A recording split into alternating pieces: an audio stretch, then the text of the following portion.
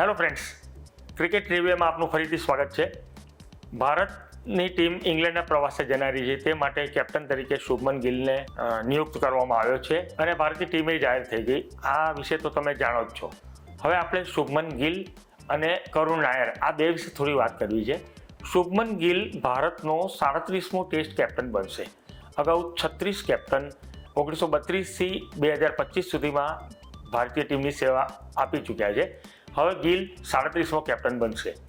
અત્યારે લગભગ દરેક ટેસ્ટના પરિણામ આવી રહ્યા છે. તે જોતા જો ભારત 20મી જૂને લીડ્સ ખાતે ઇંગ્લેન્ડ સામે જીતે તો ગિલ એવો 11મો કેપ્ટન હશે જેણે પોતાની પહેલી ટેસ્ટમાં ભારતને વિજય અપાવ્યો હોય. અગાઉ જે કેપ્ટનોએ ભારતને વિજય અપાવ્યા છે તેના નામ લઈએ તો પોલી ઉમરીગર, સુનિલ ગાવસ્કર, રવિ શાસ્ત્રી, કપિલ દેવ, સચિન તેંડુલકર, સૌરવ ગાંગુલી, વીરેન્દ્ર સહેવાગ, અનિલ કુંબલે, મહેન્દ્રસિંહ ધોની, અજિંક્ય રાણે અને રોહિત શર્મા આ બધાએ પોતાની કેપ્ટન તરીકેની પહેલી ટેસ્ટમાં ભારતને વિજય અપાવ્યા છે. આ તો ગિલની વાત થઈ. હવે બીજી વાત કરીએ કરુણ નાયરની. કરુણ નાયર થોડું યાદ આવે છે. કરુણ નાયર 2016માં ભારત માટે ટેસ્ટ રમ્યો હતો અને ઇંગ્લેન્ડ સામે ચેન્નઈમાં તેણે ત્રેવડી સદી ફટકારી હતી, પરંતુ અચાનક જ તેને ભૂલાવી દેવામાં આવ્યો. હવે કરુણ નાયર પુનરાગમન કરી રહ્યો છે.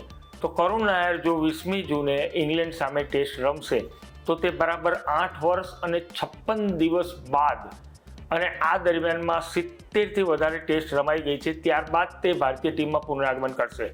પણ આ રેકોર્ડ નથી. 8 વર્ષ ઓછા કહેવાય. કેમ? જયદેવ ઉનડકટ બરાબર 12 વર્ષ બાદ અને 118 ટેસ્ટ બાદ ફરીથી ભારત માટે રમ્યો હતો. તો દિનેશ કાર્તિક 8 વર્ષ અને 200+ દિવસ બાદ ભારત માટે ટેસ્ટ રમ્યો હતો.